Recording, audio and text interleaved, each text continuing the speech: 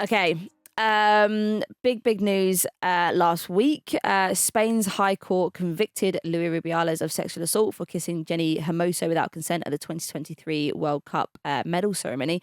It was found that he was fined 10,800 euros, banned from going within a 200-meter radius of Jenni Hermoso, and told to refrain from communicating with her for 12 months. Whilst he's been found guilty of sexual assault, he and the three other co-accused, the former Spain women's head coach Jorge Vilda, Albert Luque, and also Ruben Rivera, were acquitted of coercion. It was alleged that they had coerced Hermoso to agree with Rubiales' version of events. I don't know how that there was text messages. It just blows my mind. I think, yeah, just touching on that bit briefly, I think there was obviously quite a lot of evidence that came to light whilst the trial was still going on. And it very much seemed, I mean, even some of the public messaging around, not even the internal emails, but the public messaging around how they dealt with the squad, how they dealt with Jenni afterwards, it does feel a little bit incredulous that that is the decision that was reached on the coercion elements of it. Speaking about the conviction for the first time, Hermoso said on Instagram, "After all, this will create an important precedent in a social environment in which much remains to be done. My heart is full of each of the people who have been, are, and will continue with me in this fight. And now it's over." There will be appeals. It's kind of not fully done yet. It's not fully closed. It's obviously a super difficult issue to talk about. But I think maybe we start with the way in which Jenni Hermoso has carried herself throughout this trial. I think she's been an incredible role model. I think firstly in bringing the attention to light, firstly in continuing with the trial. I think given when it first came to light, there was so much discourse around, her behavior and all those kind of, ridiculous things about what, how she was on the coach and all those narratives that kind of try and suppress people trying to give evidence and go ahead with trials and convictions like this. So I think to have such a media storm and to have it on you for such a long period of time, I mean, that happened in July 2023. It's now February 2025, and you think of all the pressure that she's been under, all the different parts of the trial, all the different narratives around this case. I think she's been absolutely outstanding, and I think to put forward a statement like that and to create history for people, for women and men in Spain about what is and isn't acceptable behaviour, I think is absolutely outstanding. I think massive respect to any victim who can go through that process, because as we've seen, it's such a difficult process. Like what happened to her happened on live TV with millions of people watching it, and still we had people questioning whether it legitimately happened or if it was what she said it was. So you can only imagine how difficult it is for victims who don't have that level of evidence, So I just think massive respect for her to be able to step up to deal with all of the shit that came with it. My God, like, I don't know how she did it, because even me reading some of the comments on these posts afterwards, reporting on it, you just think, Jesus, the state of the world. And those comments are not directed at me. They're, directed primarily at her. So I just think she's got incredible strength. And yeah, she was amazing throughout. So I just think massive respect to her. I think even more so, I mean, Hermoso was actually given the opportunity by the court to ensure she did not have to cross paths with Rubiales or see him during the testimony.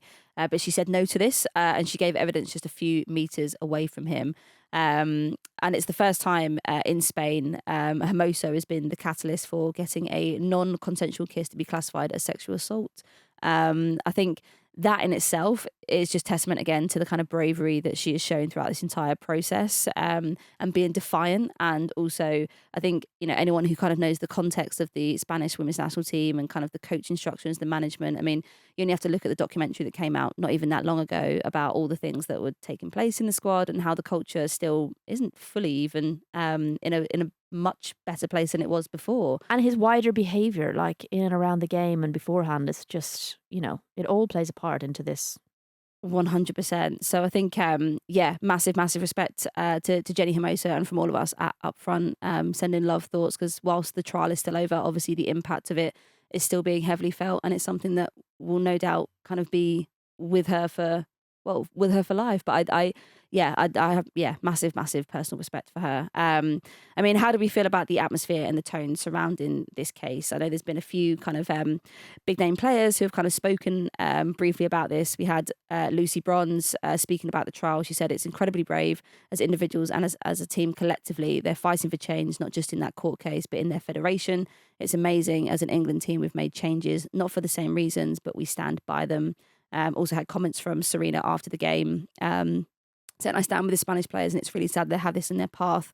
They're changing society and have so much courage to stand for this and themselves, and we stand in solidarity with them. It feels like we're in a bit of a moment of turmoil when it comes to broader equality in women in sport. I mean, the comments, as I said, on social media and on these news articles are quite depressing. And it's been an uncomfortable couple of weeks. You know, there have been things that have made me uncomfortable. And like, we're seeing it kind of broadly in women's sport, from the horrendous racist abuse that Bunny Shaw had to go through to that terrible situation with Emma Raducanu and that stalker.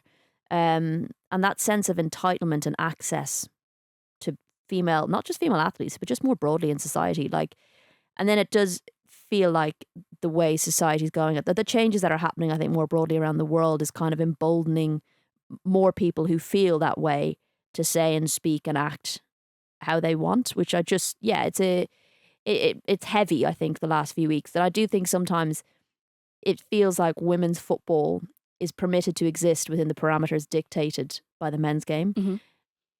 Like, in fact, that can be said about women's sport more broadly. And you know, or at least that's how it seems to be to fans of men's sport or these men who work in these federations, you know, that anytime there's success within women's sport, the goalposts are moved. Mm-hmm. You know, there's always an ulterior reason for success within the women's game. It's never because we're good enough and we belong here.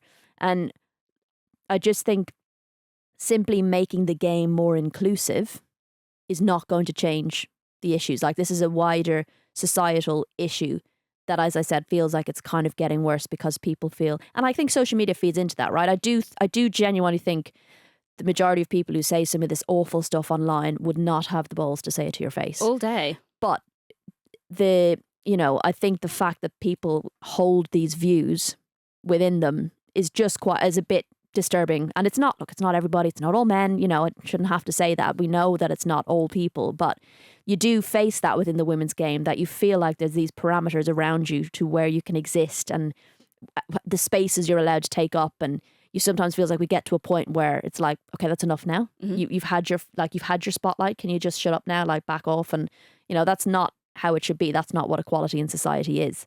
No one else gets to determine where you get to be and the spaces you get to take up. That's not equality. That's patriarchy. So yeah, it's just been a bit of a shit few weeks. It kind of reminds you that for all the progress we make, there's still, and it feels like it's a repetitive slogan, but it does feel like there's still so much to be done. I think the amount of people just like okaying what he did is just blows my mind. The rise of women's sports seems to have triggered quite a lot of ridiculous people who share and harbour these kind of obviously outdated, misogynistic, discriminatory, illegal views.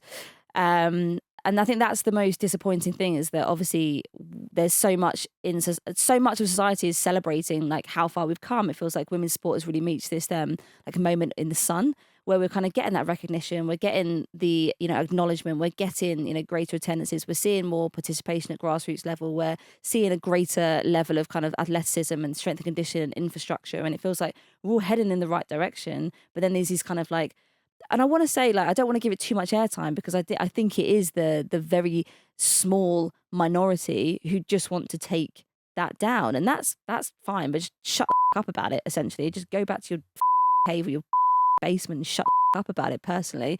But I think it's still kind of one of those things that while so much work has been done, there is so much left to do. And I think realistically, the problem is only going to grow as women's sports generally attracts more attention.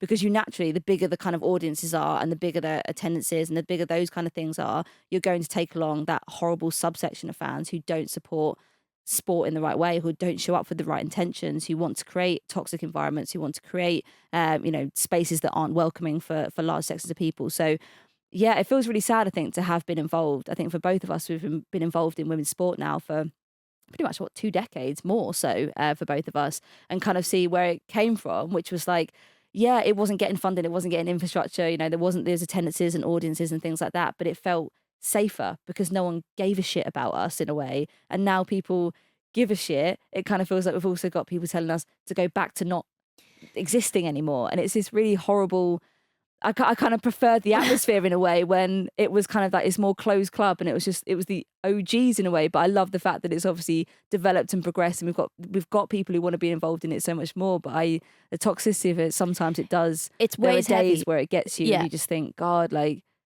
what's happening? And I just think, especially within the women's game, and like players and platforms are willing to speak up about topics, and you just get you get the usual women's sports abuse, then you get the misogyny, then you get like racist abuse, you get the homophobic abuse, we've had it, you get transphobic abuse at any opportunity, and it's just like whack-a-mole sometimes. The worst thing is that just to exist.